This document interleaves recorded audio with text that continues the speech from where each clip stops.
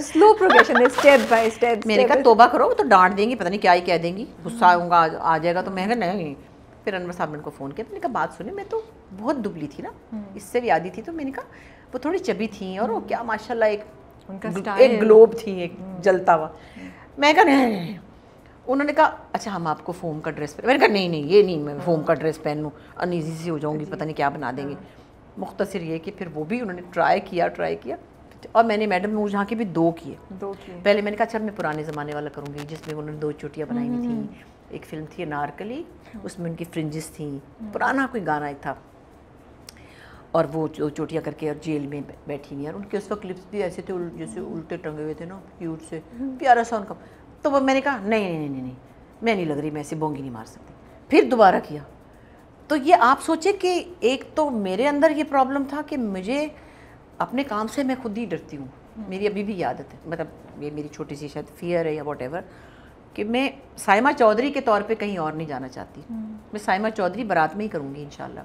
मेरी तरह की साइमा चौधरियाँ रोज़ बनती हैं आजकल, आप देख रहे हैं, हर रोल मेरे पास आता है हमेशा.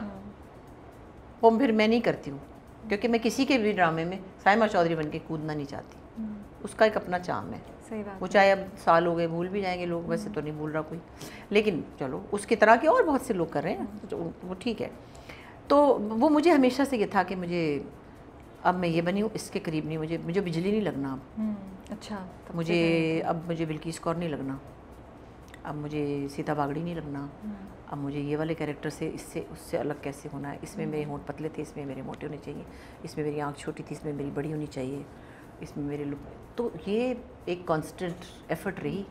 तो कहीं कामयाब भी हुए, कहीं नहीं. माशाल्लाह से हर जगह कामयाब हुए, इसीलिए तो इतने खूबसूरत आपने हमें कैरेक्टर्स दिए हैं. माशाल्लाह बस कुछ मिल गए थे थोड़े बहुत. अब तो कोई मुश्किल ही, अब तो सिर्फ अम्मी जान है जो लोगों को थप्पड़ मारे हैं. माँ बेगम जो पहले कभी मीरब को, कभी बस हया को नहीं वो कुछ कहती, बाकी तो मीरब और मरियम पे तो बड़ा उनका हुआ है. हया को भी थप्पड़ लगाया शायद, मेरे ख्याल लगाया थप्पड़ नहीं मुझे याद है, मुझे याद नहीं आ रहा. नहीं हया को नहीं मारा.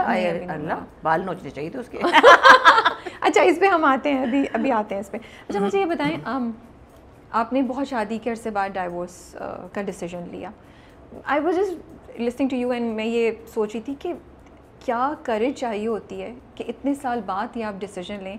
उम्र भी थोड़ी सी हो चुकी होती है, लोग क्या कहेंगे ये एक बहुत बड़ी चीज़ होती है, सोसाइटी उस वक्त के. और ये एक जो लाइन है, इतने साल गुजार लिए तो बात भी कर लेती. यू नो ये लाइन बहुत सी औरतों को ये डिसीजन लेने से शायद रोकती है जो चाहती हूँ. Not that I am not saying कि सही है या गलत है, हर किसी की अपनी सिचुएशन है और जिसको जो सही लगे वो है. तो क्या स्ट्रेंथ रिक्वायर होती है ये करने के लिए? देखिए इसका कोई प्लान नहीं होता, कोई रेमेडी भी नहीं होती, कोई हार्ड एंड फास्ट रूल भी नहीं होता. और मैं एक बात ज़रूर कहती हूँ, अब people are not always bad, they different.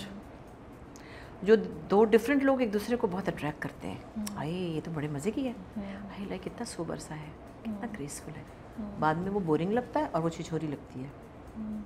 ये चेंजेस आते हैं लाइफ में.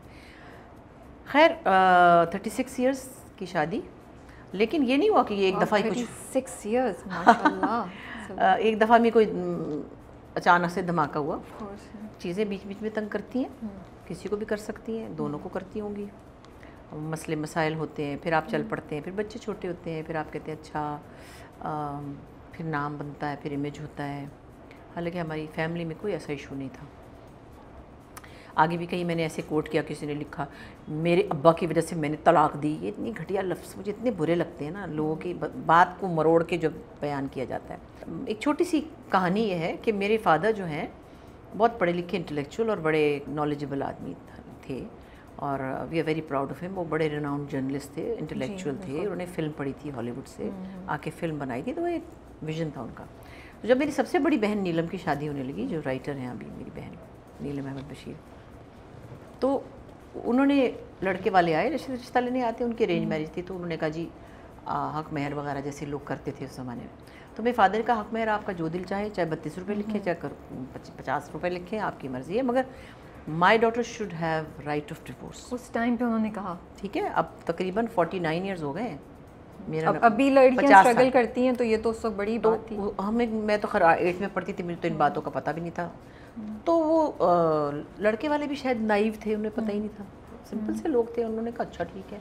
لیکن یہ وہ شک ہے, یہ شک نکاح نامے میں ہوتی ہے.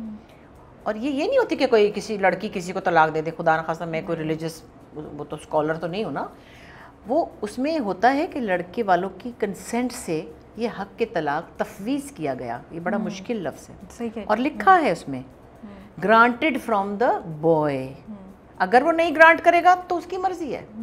ان کو شاید سمجھ ہی نہیں آئی یا پتہ ہی نہیں تھا جو بھی تھا, یا شاید انہوں نے اس پر کوئی ریزسٹ نہیں کیا, تو وہ وہاں لکھا گیا حق کے طلاق تفویض کیا گیا. یہ بات اس وقت پہلے تو اچھا جب مولوی صاحب آئے تو وہ تو کھڑے ہو گئے, یہ کیا بات ہوئی؟ تو میرے والد نے کہا بیٹھیے, یہ سورہ نساء میں چیزیں, میرے فادر ہر چیز پڑھے لکھے تھے. تو خیر یہ اس وقت ہو گیا. اس کی بھی کوئی بیک گراؤنڈ ہے. میری ایک پھوپھی تھیں, ان کی سسرال والے ان کو 4 بچوں سمیت نکال کے باہر کھڑا کر دیتے تھے بارش میں دھوپ میں, پھر وہ ڈیورس بھی نہیں کرتے تھے. پھر میرے دادی دادا معافی مانگ کے ان کو چھوڑنے جاتے تھے. میرے بچپن کی کہانی ہے. میرے والد کو یہ تھا کہ یہ ذلت میں اپنی بیٹیوں کو نہیں ہونے دوں گا. اگر میری بیٹی کہیں خوش نہیں ہے اور وہ چاہتی ہے تو she should not be the one who is been divorced by somebody. اس میں اسٹیٹس کا فرق آ جاتا ہے نا. صحیح بات ہے کہ یہ نہیں کہ اس کو طلاق دے دی. ارے بھائی اس نے آپ کی دی ہوئی اجازت سے آپ کو طلاق بھجوائی, اور اگر آپ نے ریکنسائل نہیں کیا تو 3 مہینے میں وہ افیکٹو ہو جاتی ہے. یہ لڑکیاں تھوڑی کہتی طلاق دے دی طلاق دے دی طلاق دے دی, یہ تھوڑی ہوتا ہے. چیزوں کو سمجھنا چاہیے. میں ان سے کہہ رہی ہوں جو ان باتوں کو جاہلانہ طریقے سے لگا دیتے ہیں یوٹیوب کے اوپر پتہ نہیں کہاں پہ. تو یہ چیزیں پھر اس کے بعد سب بیٹیوں کے لیے تھی, پھر ہماری سب کی بیٹیوں کی, ہماری بیٹیوں نے بھی یہ کیا. اچھا اس سے پہلے تو ساری بات یہ کہ یہ ایک ایشو ایسا جس پہ کسی کی مرضی ہے, وہ چاہے, کسی کی مرضی ہے نہ چاہے, اپنی بیٹی کو نہیں کرانا چاہتے اپنا کرائیں. اور میں کہتی ہوں اگر اس کی یہ رکھا گیا ہے, یہ خود سے تو نہیں کیا گیا نا, یہ بیسک ہے, تو لوگ کاٹ دیتے تھے نکاح نامے. تو یہ ایگزسٹ کرتی ہے نا, یہ دین میں آپ کی طرف سے ڈالی گئی ہے, تو تبھی ہے نا. ہمیں تو مجھے تو پتہ ہی نہیں تھا کہ, تو پھر بعد میں دیکھا. تو میں یہ کہتی ہوں کہ ایک دن پہلے اپنے بچوں کو نکاح نامہ بھجوائیں اور ان سے پوچھیں. اب تو کچھ چیزیں ایسی ہیں جو میں لڑکوں سے بات کرنا چاہتی ہوں. میں کہتی ہوں کہ لڑکوں کو چاہیے کہ وہ کہیں اپنے خاندان کو, ایک تو جہیز کا کوئی نام نہ لے, یہ بدتمیزی ہے. ایک چھوٹا سا کسٹم تھا, جیسے ہمارے نبی پاک نے اپنی بیٹی کو ایک کسٹم کے طور پہ, ایک تحفہ کے طور پہ جو ان کے پاس تھا انہوں نے دیا تھا. لیکن آپ اپنی اتنی پیاری قیمتی چیز, سب سے بڑی قیمتی چیز اپنی بیٹی دے رہے ہیں, پال پوس کے پڑھا لکھا کے. ایک عورت آپ کی جنریشنز چلائے گی, آپ کے گھر میں آ کے آپ کا گھر سجائے, آپ اس کے ساتھ سامان لے رہے ہیں. یار کتنی شیلو بات ہے. اوپر سے آپ ڈیمانڈ کر رہے ہیں. اچھا چلو جی, میرا دل چاہ رہا تھا, میں نے اپنی بیٹی کو گاڑی دے دی تھی, ٹھیک ہے ایک بات کریں, لیکن لڑکوں کو کھڑے ہونا چاہیے. میں ان کے ماں باپ کو بھی نہیں کہتی, ان کو تھوڑا سا اپنی انٹیگریٹی کا خیال رکھنا چاہیے, اور وہ بڑے باعزت لگیں گے. ساری زندگی ان کی بیوی اور ان کی سسرال ان کی عزت کرے گی. اپنے بلبوتے پہ کیوں نہیں کرتے آپ لوگ؟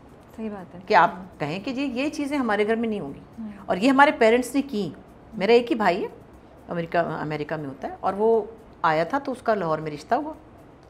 وہ لوگ کوئی ایسے غریب نہیں تھے, مطلب مناسب جیسے مڈل کلاس ہماری طرح کے لوگ تھے. انہوں نے کہا جی جہیز, اس نے کہا جی میں تو نہیں لوں گا, میں تو باہر جا رہا ہوں. اور میری امی نے کہا بات سنی, میری 4 بیٹیوں کی شادیاں ہو چکی ہیں, ہمارا گھر سامان سے بھرا ہوا ہے,